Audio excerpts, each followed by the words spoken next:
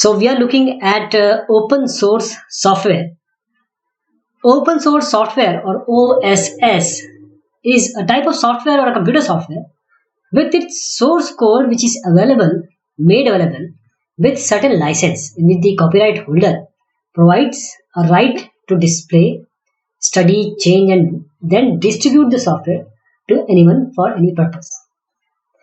Open source software may also be developed in a collaborative public manner, and the open source software is the most prominent example of the open source development. What is this model, open source model?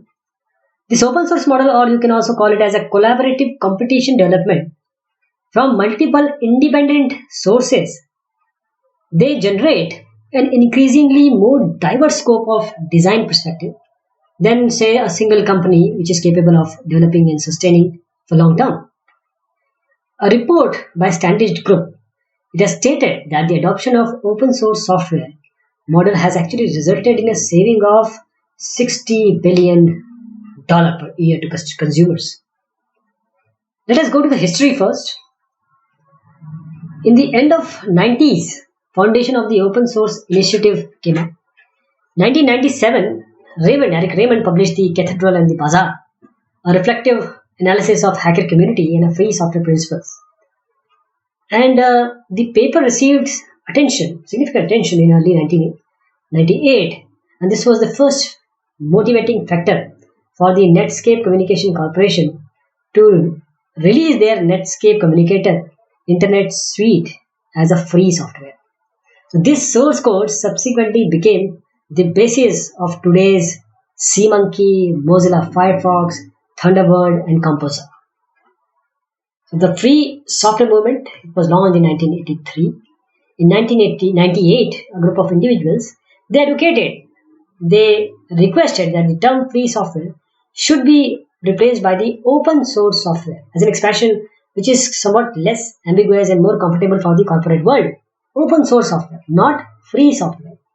So software developers may want to publish their software with, say, open source licenses so that anybody may also develop the same software or understand what internal functioning it has. And with this open source software, generally anyone is allowed to do any modification. It may port it to a new OS, certain processor architecture, share it with others, or in some cases even market it. Kaysen and Ryan, they pointed out several policy-based reasons for adoption of this open source. And in particular, they heightened value proposition for open source. When they are compared with the proprietary formats, they say, and they pointed out the security, the affordability, and the transparency. The perpetuity, the interoperability, the flexibility, also the localization, that is particularly in the context of the local government who are making software decisions. So they argue that the governments have an inherent responsibility and fiduciary duty to taxpayers, and which includes the careful analysis of these factors which we have discussed when deciding to purchase proprietary software or implement an open source option. What about the licensing of this open source software? A license defines the rights and the obligation that a licensor grants to the person who is the licensee. So open source licenses grant licensee the right to copy, modify and redistribute the source code or the content. And these licenses actually, they may impose certain obligation. For example, if you do modification to the code that are distributed must be made available in the source code form also, and author attribution must be placed in a program documentation using that open source. Authors initially, they derive a right to grant a license to their work based on the legal theory that upon creation of the work, the author owns the copyright in that work. So what the author or licensor is granting when they grant a license to copy, modify and redistribute their work is the right to use the author's copyright. The author still retains the ownership of these copyrights, and the licensee simply is allowed to use those rights as granted in the license, so long as they maintain the obligations which are there in the license. So the author does have the option to sell or assign versus license their exclusive right to the copyrights to their work, whereupon the new owner or assignee controls the copyrights. The ownership of the copyright, that is the right we are talking about, the rights, is separate and distinct from the ownership of the work or a thing. So the ownership of copyright and ownership of thing, they are different. A person can own a copy of a piece of code, say a copy of a book, without the rights to copy, modify, or redistribute copies of it. So when an author contributes code to an open source project, for example Apache, etc., they do so under certain explicit license like Apache Contributor License Agreement, or certain implicit license like open source license under which the project is already having a licensing code. So some open source project do not take contributed code under a license, but they actually require a joint assignment of the author's copyright in order to accept code contribution in the project. For example, OpenOffice.org and its joint copyright assignment agreement. And then placing code in the public domain is a way of waiving an author or the owner's copyright in that work. So no license is granted and none is needed to copy, modify, and redistribute a work in a public domain. There are various software licenses, free software licenses, open source licenses, which include the Apache license, the BSD, Berkeley license, the GNU General Public License, the GNU LPGL, that is GNU Lesser General Public License, the Massachusetts license, the Eclipse Public License, the Mozilla Public License. These are all for free software or open source software. So the proliferation or the advancement of the open source licenses is one of the few negative aspects of the open source movement, because it is often difficult to understand the legal implications of the different licenses which we just saw. With more than 180,000 open source projects available and it's more than 400 unique licenses, the complexity of deciding how to manage open source usage within certain closed source commercial enterprise has dramatically increased. Some are homegrown while others are modeled after some mainstream FOSS license, free and open source license, as BSD, Apache, MIT, GNU. Open source software development, the development model is like this. User is or should be treated as a co-developer. The releases are very good. Sometimes they are daily builds. Frequent integration, several versions are there, and the modularization is very high. And the decision making is dynamic. The decision making is dynamic in structure, and the funding is open source software because it is.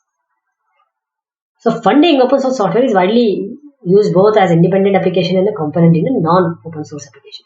So many independent software vendors, ISVs, say value-added resellers, wares and hardware owners, OEMs and ODMs, they use open source framework modules that are very inside their proprietary for profit products and services. From the customer perspective, the ability to use this open source technology under standard commercial terms and support is valuable, because customers are willing to pay for legal protection. For example, indemnification from copyright or patent infringement, a commercial grade QA, and professional support training consulting that are typical of a commercial software, while also receiving the benefit of the fine-grained control and lack of lock-in that come with the open source. These are, we can compare with other software licensing development models like closed source or proprietary software, free software, OSI certified, open source versus source available. So closed source or proprietary software, the debate is over the open source versus closed source. We also call this closed source as the proprietary software. The top 4 reasons of these two distinctions. Individuals or organizations, they choose open source. Why? Because it has low cost, the security is high, because number of people are involved, so it is open, so vulnerability is clear, they can be fixed, and no vendor lock-in. Vendor has not logged in anything, it is available for everyone, and the quality is always better because so many people are involved. There is a community and there are contributors, there are very good contributors, and there are not 40 or 50 people like in a proprietary company. There are thousands of people who are working on it, they are utilizing it, they are contributing it, and they are just pointing, whenever they are using, they are pointing the bug and they are trying to remove it also. So the main difference is that by choosing one term over the other, for example, either open source or free software, we are talking about free software right now. So main difference is that by choosing one term over the other, free software or open source, one lets other know what one goals are. So Stallman puts it like this: open source is a development methodology, free software is a social movement. Open source is a development methodology, while free software is a social movement. So critics have said that the term open source fosters an ambiguity of a different kind, so that it confuses the mere availability of the source with the freedom to use, modify and redistribute it. Developers have used certain alternative terms like FOSS, free and open source, FLOSS, free, libre, open source software. Consequently, that is just to describe open source software, which is also a free software. So the term open source was originally intended to be trademarkable. However, the term was deemed too descriptive, so no trademark exists for it. The OSI, Open System Interconnection, or Open Standards, this would prefer that people treat open source as it were a trademark and use it only to describe software license under the OSI, Open Standards Approved License. OSI certified this. What is OSI certified? OSI certified is a trademark license only to people who are distributing software licensed under a license listed on the open source initiative list. So open source software and a free software are different terms for software which comes with certain rights or freedoms for the user. So they describe two approaches in philosophy toward the free software. Open source and free software or software libre both describe software which is free from onerous licensing restriction. It may be used, copied, studied, modified, and redistributed without restriction. But free software is not the same as freeware. Software available at zero price, right? Categories of free and non-free software, like GNU project. The definition of open source software was written to be almost identical to the free software definition. So there are very few cases of software that is open source software, but it is not free software. There are very few cases. The difference in the terms is where they place the emphasis. Because free software is defined in terms of giving user the freedom. This reflects the goal of the free software movement, rather than the proprietary software. So open source and source available, although this OSI definition of open source software is widely accepted, a small number of people and organizations use the term to refer the software where the source is available for viewing, but where which may not legally be modified or redistributed. Right? Such source also software is more often referred to as the source available or a shared source, a term which was coined by Microsoft. And in 2007, two shared source licenses were certified by OSI. Most of the shared source licenses are still source available only. Because OSI does not have a registered trademark for the term open source, its legal ability to provide such usage of the term is limited. But team and advocates using this public opinion for OSI customers and community members to pressure such organizations to change their license or to use different term. Then we have also Creative Commons license, which is designed mainly for media, but sometimes used for software offers license clause elements which allow licensing in the spectrum between open source, source available, and public domain. What are the current applications and adoption? So we migrated key functions from Windows to Linux because we needed an operating system that is stable, reliable, one that would give us in-house control, and if we needed a patch just to adapt, we could. We cannot do it in this Windows. So official statement of this United Space Alliance, which manages the computer system of ISS, International Space Station, regarding why they choose to switch from Windows to Debian, GNU, Linux on the ISS. Widely used open source software, which are these? Open source software projects are built and maintained by a network of volunteer programmers. In prime example of this open source product, these are Apache HTTP server, the e-commerce platform like OS Commerce, internet browser like Mozilla Firefox and Chromium, and the full Office suite, that is LibreOffice. So one of the most successful open source product is our Linux operating system, an open source Unix-like system, and its derivative, which is Android, an operating system for mobile devices. In some fields, this open source software is the norm, as the invoice over IP application with some asterisks. What about business application? There are a number of commonly recognized barriers in the adoption of open source software by enterprises.